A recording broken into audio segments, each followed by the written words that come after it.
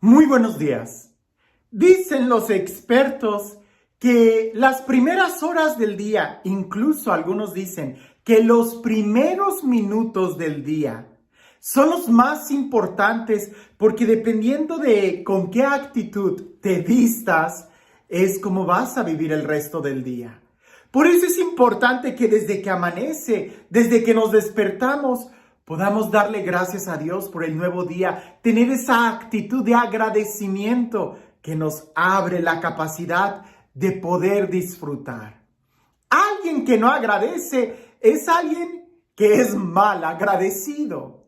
Incluso pudiéramos nosotros decir que lo que también nos da la capacidad de agradecer es vivir en el momento, vivir en el presente, estar conscientes de lo que estamos viviendo justo en este momento nos ayuda a poder saborear y a darnos cuenta de que estamos en un gran privilegio, de que somos bendecidos por Dios continuamente. El evangelio el día de hoy es un evangelio largo, lo quiero leer todo porque voy a usar algunas partes del movimiento que tiene. No me voy a detener tanto en las frases, sino más bien en las situaciones que sucede. Es un evangelio que creo que ya casi no lo sabemos de memoria, porque es uno de los favoritos, sobre todo cuando se trata de muchas espiritualidades que hablan de esa relación con el Espíritu Santo. Pero sin más preámbulo, escuchemos lo que dice el evangelio. En aquel tiempo, Jesús fue a Nazaret, donde se había criado. Entró en la sinagoga, como era su costumbre hacerlo todos los sábados, y se levantó para hacer la lectura. Se le dio el volumen del profeta Isaías. Lo desenrolló y encontró el pasaje en el que estaba escrito: El Espíritu del Señor está sobre mí, porque me ha ungido para llevar a los pobres la buena nueva, para anunciar la liberación a los cautivos y la curación a los ciegos, para dar libertad a los oprimidos y proclamar el año de gracia del Señor. Enrolló el volumen, lo devolvió al encargado y se sentó. Los ojos de todos los asistentes en la sinagoga estaban fijos en él. Entonces comenzó a hablar diciendo: Hoy mismo se ha cumplido este pasaje de la Escritura que ustedes acaban de oír. Todos le daban su aprobación y admiraban la sabiduría de las palabras que salían de sus labios y se preguntaban: ¿no es este el hijo de José? Jesús les dijo: seguramente me dirán aquel refrán: médico, cúrate a ti mismo y haz aquí en tu propia tierra todos esos prodigios que hemos oído que has hecho en Cafarnaúm. Y añadió: yo les aseguro que nadie es profeta en su tierra.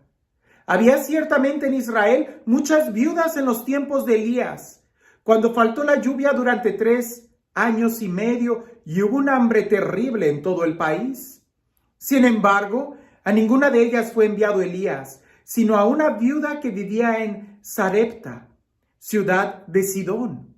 Había muchos leprosos en Israel en tiempos del profeta Eliseo. Sin embargo, ninguno de ellos fue curado sino Naamán, que era de Siria. Al oír esto, todos los que estaban en la sinagoga se llenaron de ira y levantándose lo sacaron de la ciudad y lo llevaron hasta una barranca del monte sobre el que estaba construida la ciudad para despeñarlo. Pero él, pasando por en medio de ellos, se alejó de allí. ¡Qué texto tan profundo! Usualmente nosotros dividimos este texto como en 3 diferentes momentos que los meditamos en diferentes días. Hoy quise leerlos así como aparecen juntos para que veamos cómo está el movimiento. Primero, Jesús tiene una costumbre, Jesús tiene un hábito, Jesús vive el momento y dice que como era su costumbre hacerlo los sábados, se levantó, fue a la sinagoga y se levantó para hacer la lectura. Lo que quiere decir es que él tenía el hábito de ir a la sinagoga y su participación en la sinagoga era activa, de tal manera que participa, se levanta para leer. Ay, el día de hoy, ¿cuánto cuesta encontrar un lector de todos los que están ahí sentados en la banca? Y más, porque si pensamos en todos aquellos que han sido bautizados, muchos no tienen la costumbre de ir a misa. Ya no hablemos de una necesidad, de una conciencia. Jesús tiene la costumbre, es algo habitual en él. Él va a la sinagoga. A pesar de quien él era, el Hijo de Dios, el Mesías, él va a la sinagoga. Segundo, se pone a servir, ayuda, le toca la lectura, él se para y lee. Tercero, que es lo más importante, cuando todo el mundo se le queda viendo, porque era el momento en que él tenía que compartir algo, todo el mundo se le queda viendo y Jesús dice, hoy se ha cumplido este texto. El texto hablaba de las características del Mesías, del ungido. El Espíritu me ha ungido para. Y resulta que para estas características que menciona el texto, Jesús ya las estaba viviendo. Hoy se ha cumplido. De tal manera que la gente reconoce que él en Cafarnaúm ya había hecho muchos milagros. Ya había hecho precisamente eso, anunciar, predicar. Jesús no es alguien a quien se le tiene que estar diciendo, oye, te toca predicar, oye, ve y a tal pueblo. Jesús dice, hoy se ha cumplido. Pudiéramos nosotros decir que es alguien que hace la tarea a tiempo. Y ahí Él no dice, hermanos, hay que predicar el año de gracia. Hermanos, hay que ir y sanar a los oprimidos, liberar a los cautivos. Hermanos, hay que pedirle a Dios que dé vista a los ciegos. Él ya lo hacía. Hoy, dice Jesús, se ha cumplido. Y todo el mundo lo empieza a admirar, pero también le empiezan a cuestionar. Usualmente los que no trabajan son los que empiezan a tratar de desacreditar el trabajo de aquellos que sí están realizando, que están trabajando. Y Jesús empieza a decir, seguramente me van a decir lo mismo. Médico, cúrate a ti mismo y haz aquí lo que has hecho allá. Y luego él cuenta dos textos, milagros del Antiguo Testamento, una viuda y un leproso. Resulta que estas dos personas vivieron el momento. Las dos personas no se quedaron solamente con una actitud tan pasiva de esperar que el día suceda, cambie. No, sino que confiaron y dieron actos y caminaron en fe. Ellos vieron el milagro. Cuando la gente escucha a Jesús hablar de esa manera, por supuesto que se sienten ofendidas. Jesús es alguien que trabaja, que vive el momento. Hoy, Él hace las cosas que tiene que hacer. Y es que en estos días estamos viviendo en la generación del mañana. Y sí, del mañana. No tanto por la tecnología, que ya es una tecnología muy vanguardista, sino por todos los pretextos. Mañana lo hago, mañana voy, mañana arreglo, mañana esto. Y así no vas a hacer nada. Jesús fue capaz de hacer todo lo que Él hacía porque Él vivía el momento. Él no dejaba para mañana la oración que tenía que hacer.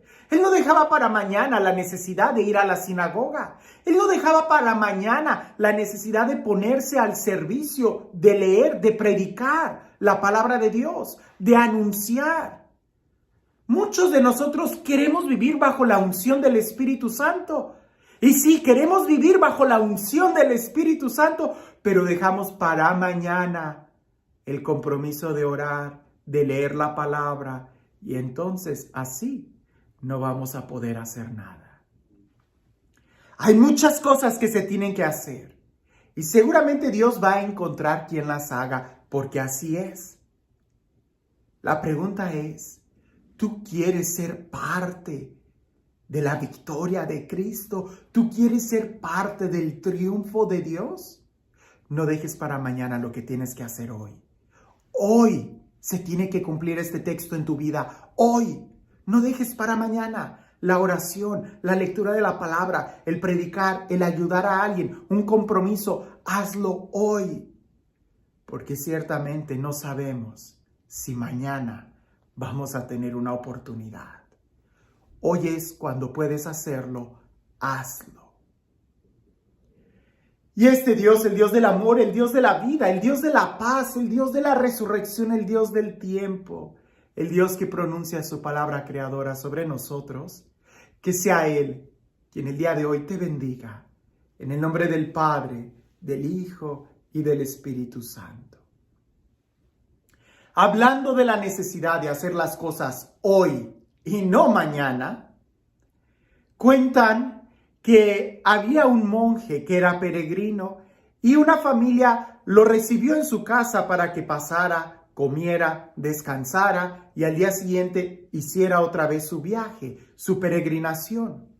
Pero el padre de la familia le dice: hermano, ore con nosotros antes de bendecir los alimentos, háganos el honor de dar gracias por los alimentos y ore por la familia. Aquel monje dice: con mucho gusto. Y él pasa la mirada a la familia y empieza a orar de la siguiente manera: que se muera primero el abuelo, después que se muera el padre, después que se muera el hijo y al final que se muera el nieto. Amén. Claro que todos en la mesa voltearon a verlo y le dijeron: oye, ¿esa es la forma en cómo agradeces? ¿Hablando y orando sobre la muerte? Y el monje dice: pero yo pudiera decir muchas cosas y pedir tantas cosas, pero lo cierto es que no sabemos cuándo vamos a morir. Y yo creo que a todos ustedes les conviene morirse en el orden que he dicho. ¿O acaso quisieran que primero se muriera el nieto, el hijo y al final el abuelo? La verdad es que nosotros no sabemos cuándo nos vamos a morir. No sabemos si mañana vamos a tener tiempo. Por eso hagamos lo que tengamos que hacer hoy. Te pudiera compartir una experiencia muy fuerte, porque sé, y de nombres, te podría decir estas 3 señoras que en una ocasión se reunieron y supe la historia de primera mano de una de ellas, de la última. Resulta que una de ellas se enfermó de cáncer y le platicó a las otras 2 amigas que se reunían periódicamente a tomar el café. Y las otras 2 amigas se portaron cortésmente con ella, pero tú sabes que en unas situaciones de ese tipo no sabemos qué decir. Y las 2 insistieron tanto en: ay, pobrecita, te vas a morir, cuánto lo siento, y tu familia. Y empezaron con actitudes así. Y la que estaba enferma se le quedó muy grabado esa actitud. Resulta que una de ellas, a los pocos días, murió en un accidente. Y la otra, a los pocos días de que murió su amiga en un accidente, a ella también le diagnostican un cáncer en la etapa terminal más agresivo y murió antes. La que tenía el cáncer en la primera etapa, cuando les dice a las otras, fue ella quien me dijo a mí lo que le había sucedido a las otras 2 y que ella estaba profundamente agradecida con Dios porque al menos fue capaz de hacer las cosas que tenía que hacer. Yo te pregunto a ti, ¿tú sabes lo que tienes que hacer el día de hoy? No lo dejes para mañana, porque es hoy cuando puedes hacerlo. Que tengas un excelente día.